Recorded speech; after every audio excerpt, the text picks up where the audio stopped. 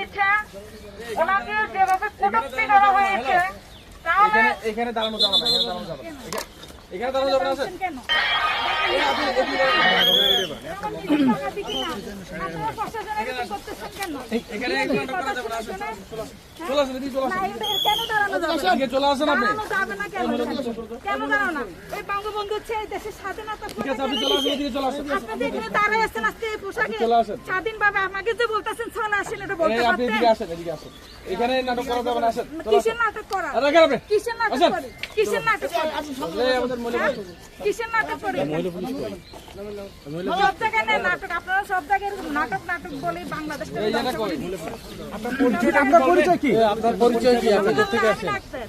কোথা থেকে এসেছেন আপনি?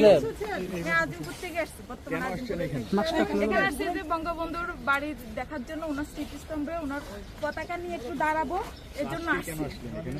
আজকে আসছি এখানে। এমনি কি করেন আপনি? উনি বাংলাদেশের স্বাধীনতা স্থপতি, বাংলাদেশ এনে দিছে উনি। ভাই কি আসতে পারবো না আমরা? আমি এই দেশের নাগরিক হিসেবে যদি ওনার আমি সাধারণ নাগরিক সমর্থক না হই, তারপরে কি আমার কি অধিকার নাই এখানে এসে ওনাকে সম্মানিত করা? আমি যে আজকে এখানে দাঁড়াই কথা বলতেছি, ওনার অবদানে কথা বলতেছি, তাহলে ওনাকে এভাবে অসম্মানিত করা, এটা হচ্ছে বাংলাদেশের জন্য সারা বিশ্বের কাছে স্লোগান দিচ্ছি। এই যে এতদিন ধরে যে ডক্টর ইউনূস যে অবৈধ নির্বাচন করছে, ওনার নামে যেসব গুজব রটাইছে, এর জন্য এখানে দাঁড়াই আমি স্লোগান দিতে চাইছি।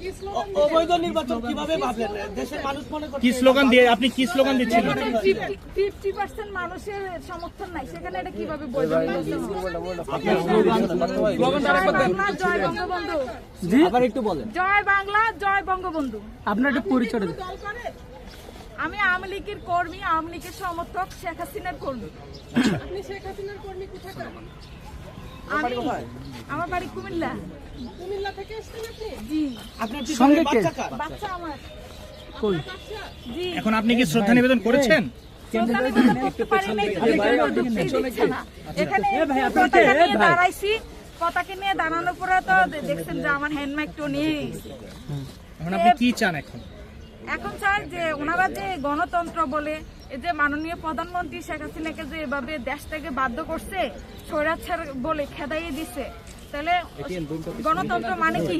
সব দলের অংশগ্রহণে নির্বাচন হবে, সব দলের মতামত থাকবে, তারপরে গণতন্ত্র হবে। আরে ফুলটা না তো নিয়ে আইছে।